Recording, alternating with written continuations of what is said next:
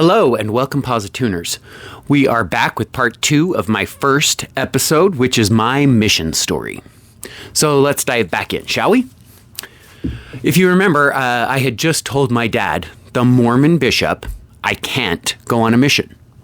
Well, I can go. I'm worthy to go. I just can't right now.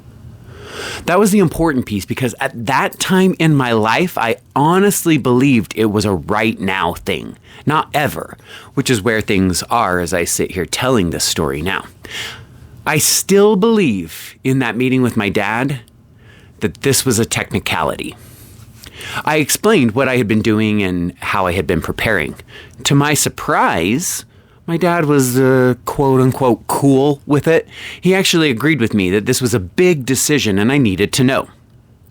My dad talked to me about other resources and options and also said I could come to him with my thoughts and questions too. I was incredibly grateful for this because I had never talked like this with my dad. I mean, I knew it was an option, and knowing that it continued to be an option and that I was not going to be chastised or reprimanded, but helped along the journey was a relief. I didn't believe at any point thus far that this would be the beginning of my life journey. I didn't believe that this journey was taking me out of the LDS church and onto an entirely different trajectory altogether. To be completely honest, if I had known all of this at that point in my life, I likely would not have done any of it. I likely would have just gone on a mission in order to not rock the boat. Split infinitive. Naively, I moved forward, and I'm proud to say this now. It was my naivete that made this journey possible, but also the openness I had been taught to have by my parents. I remember my dad saying, "You're right. Everyone needs to be converted, quote unquote, at some point. Even if you were born into the covenant, you either buy in or you figure out it's not for you. One way or another, you buy in or you go through the motions." I thanked my dad with a hug as I was leaving, but I remember what happened next clearly.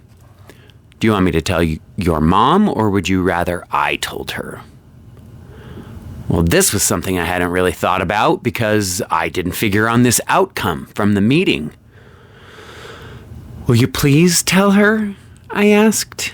Talking about this once took really everything I could muster. "Of course, son, I can talk to her. I'm proud of you." That's when I started to cry. I cried because I was overwhelmed with gratitude. This was not the way I expected this meeting to go, especially with my response. To hear my dad say he was proud of me for doing this, I had no words. The reaction from my mom was more along the lines of what I had expected. All that to say, I love my mom. At this time, however, I was working at my parents' office inside our home at this point in my life. So it was going to be a thing. I knew that already, and I knew it wasn't going to be pretty. All this proved to be true, but I am going to skip over this part because it was a big deal. At the time, me saying I was not going on a mission was like a record scratch stop. That was terrible, but you know what I'm saying. The record scratch there. It was difficult for her. I remember her asking, why? Because she couldn't understand. Why couldn't she understand? She didn't know what was going on and had gone on all those years inside me. I didn't share it because I didn't really know myself. Listen, I love my mom. But the thought of this conversation after just having it with my dad was not something I wanted to do. So if I didn't say it then, thank you, Dad. My mom had a hard time with the idea of converting, even if you weren't a convert. To her, it was a no-brainer. It just was. She had, quote unquote, converted as a child, but I never had. I was going through the motions. I was the person who was the best at everything. And this, until right now, back then right now, religion was something else to be the best in. And I wanted that. I wanted to be number one in school, my family, missionary week, deacon's quorum, lead of the play, the solo at the concert, you name it. I'd spent 18 years acting under the promise or assumption that it was all true. Never did I imagine the possibility that it was not true. I just remember thinking at that point, after 18 plus years, it would all work itself out. And indeed it did, but just not like I expected it to back then. After that evening with my dad, the bishop, I continued my quest for the truth. Really, it was just me moving forward in what I thought was that feeling of peace and knowledge and understanding that I, Aaron, was supposed to go on a mission. I was not looking for anything else at this point. The reason I digress with more narration here is to try and put you into the mindset I was in back then, but also to explain that this is another blurry area as far as the timeline goes for me. I know it was all at this same relative time. I was going to BYU, I was following the honor code, paying tithing, going to church, studying, praying. It was at this time that I also expanded my quest for the knowledge and understanding and reached out to other people in my life, still within the LDS church, for help. I remember talking to my dad about the questions I had. See, the quest for peace did end up expanding because trying to find comfort with one small thing had caused me to recognize and acknowledge the P that had been hiding under the Mormon mattress for so long. Now I knew about it and I could not ignore it. That P had to be dealt with. So I kept digging. I kept talking to my dad. I remember one of my first fundamental questions about the church was around blacks in the priesthood. As an 18-year-old, and even before that, I could not understand why they had been excluded until, the summer I was born in 1978. As I questioned my dad back then, why? Why, in the big scheme of things, in eternity, did 150-ish years matter? Why, when it was going to happen, could it not be restored at the same time? Why was God's church not breaking ground by being not racist? The only answer I got was, I don't know. I remember my dad explaining that not everything has an answer in this life. Sometimes things are in our life, he said, to encourage us to have faith. This may be one of those things, he said. It may not make sense, but we don't abandon the whole because we can't understand one piece. For me, though, it was bigger than that. This one question was just one of many. I'm not going to get into them all here because, that would be a podcast in itself. But for me, these were not minor things. If God is constant and unchanging, this is his one true gospel. Why is it changing? Why was it not completely radical in its views because they were from now or 100 years from now or sometime in the future for that matter? Radical for the 1800s. But it's not. Everything was based in the societal norms of Joseph Smith, which is why it took a revelation to give blacks the priesthood, even though, just for example, like marriage equality, it was never actually explicitly forbidden. Practice made it doctrine. That is where many of my problems arise. Practice becoming doctrine and revelations undoing something else. Regardless of whether it was originally a revelation or not, regardless, why does one revelation undo another quote-unquote mouth of God's revelation, a prophet's revelation? God didn't just have an oops revelation. Or if he did, well, he wouldn't be God. So how? Why? And anyway, I digress on this. I can digress on this for hours, but the point was, instead of my questions getting answers, they just brought up more questions. I had found the untied end of the sweater, and the more I pulled, the more it unraveled. I expected a quick knot, and that did not come. In fact, it never came. What did come, however, was an answer in the form of a book or periodical or pamphlet. It was something small of testimonies. This came from asking my religion professor at BYU for assistance with my quote-unquote struggle. I was given a list of things to read in a goal of strengthening my own testimony and answer the questions I was having. I'm going to stop here for a second because this coming up is it. I just watched Jekyll and Hyde and this song is in my head, but it seems appropriate right now. This was the moment. It's cliche, but there are a few pivotal moments in my life, leaving for DC, coming back home, getting divorced. This is one that I'm about to go into now, too. It stands out in my mind very strongly. Again, it's the folklore version at this point, but this was the moment. I had this list. I had been on this journey to going on a mission for months. I was at the library on the BYU campus. I had this booklet in my hand. I had been reading a few inspirational stories about conversions and testimonies, not even necessarily about LDS people, just conversions. I was reading along one story, and I'm going to skip all the details out of respect here, but I remember the ceremonies and practices that she was doing and thinking to myself, what is happening? How does this happen? What is going on? This is what you hear about. People get involved, and before they know it, they're doing strange things they don't understand without explanation. And then this sentence.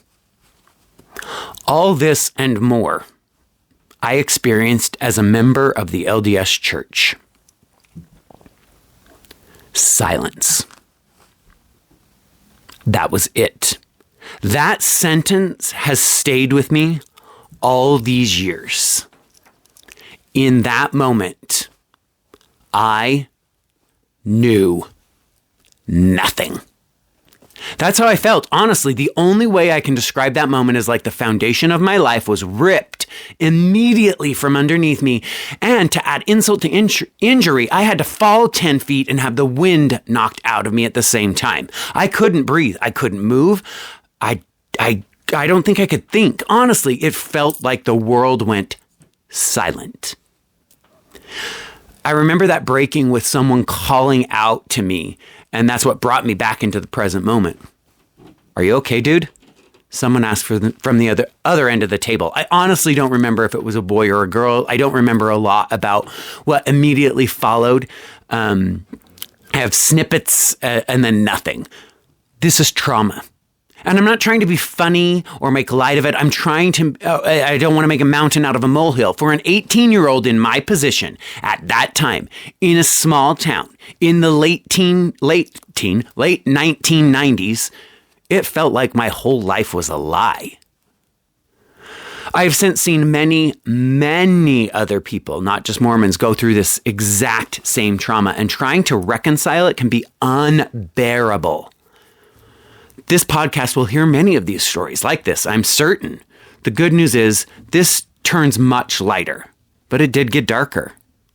I did not know what to do. Yeah, I managed to muster as I turned my head. Should I call someone? You're completely white. No, thank you. I'm fine, thanks. I swept all of my belongings from the table into my backpack and scurried into the bathroom, which was really not far behind from where I had been sitting. I looked in the mirror, and I didn't recognize the face staring back at me.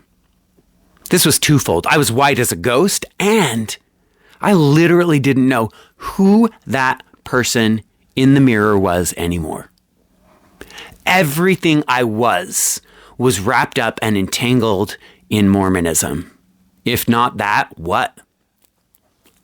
I splashed water on my face and went into a stall to sit down. What do I believe in? What do I believe in? What do I believe in? What do I believe in? I repeated to myself in my head inside the BYU bathroom stall. Do I believe in the church? I don't know. Probably not. Do I believe in Joseph Smith? Honestly, probably not. The inconsistencies begin with him. Do I believe in Jesus? Yes. Okay, good. We got Jesus. Do I believe in God? Yes. Okay. I believe in God. We've got God in Jesus. That is something to start with, at least. At least I wasn't starting from scratch. Little caveat, it's not where I am now, but this is the moment that got me here. I left the bathroom after that and I didn't cry. I didn't anything. Again, everything's a little foggy here. I know I went home to my apartment after this, but I don't remember anything else. I just remember today, right now, this was the moment. I have said before and probably will say here a multitude of times, we are the sum of our actions, choices, and decisions. Everything we have done has led us to where we are right now today. Any one change could disrupt everything. It's the butterfly wing flapping theory. Look it up if you need to. But this was a truly pivotal moment in my life. As I was reading that book in the library, as it was happening, I was thinking, these people in the book are crazy. I could not understand how people could get so caught up in something they didn't stop and say, wait, what? And this is dealing with the stuff I didn't include because it's quote unquote sacred. The problem is this was not 2023, where a quick internet search can bring up recorded realities of things happening. This was 1997, 98-ish, and email was still fairly new. The internet was something, yes, but not 2023 internet. This was something telling me about these crazy, quote-unquote, ceremonies in my religion for the first time in 18 years. I didn't know they were factual then, but I had, without a doubt, gotten the confirmation I had originally been seeking those several months ago. Yes, it opened more questions, but I had received the feeling I had been looking for, just not the way I thought it was going to come for what I thought it would come for. I knew what I had read was true because I had finally had the feeling I had been waiting for my entire life. It's crazy that I didn't cry in the bathroom asking, what do I believe? And settling a few of those questions actually gave me peace. I had converted. Shit! Wait, I had unconverted. This started a totally different journey. This started my journey of truth, I guess. It was when I began asking open-minded questions. I started searching, pondering, and praying not to go on a mission or confirmation of the Mormon Church, but what is the truth about religion and organizations in general? I remember saying back then, God may be perfect, if there is one, caveat for now, but whenever humans get involved, we screw it all up. We have egos and pride and terrible memories, as I'm obviously proving here, but men specifically get involved. Yes, men, you, me, men, we mess shit up. I started searching the dial-up internet of the time for any truth I could find. I found discussion groups. I found message boards. Again, young ones, go look it all up. I remember printing out everything I could find. The problem was I was printing at school. School, remember, is BYU, the Mormon school. I'm searching all of this at the Mormon school, on the Mormon computers, using the Mormon network, resources, and printers to find out the truth. I started getting more and more bold, and to be honest, careless. I was printing so much, I began to get worried about leaving something around or another student or faculty to find it. I was paranoid. Then the unthinkable. Something didn't print. I can't remember for sure if this was the cause, but I remember abruptly stopping printing everything, and I started making my own notes on printouts and papers. Why? Something wouldn't print. I had to have that printout in my possession before I left that building. I knew what was on it. I don't remember now, but no one at BYU could even glance at that paper. And I was late for my appointment. I had to leave, but more important than that, I could face expulsion or an honor code violation if someone found it.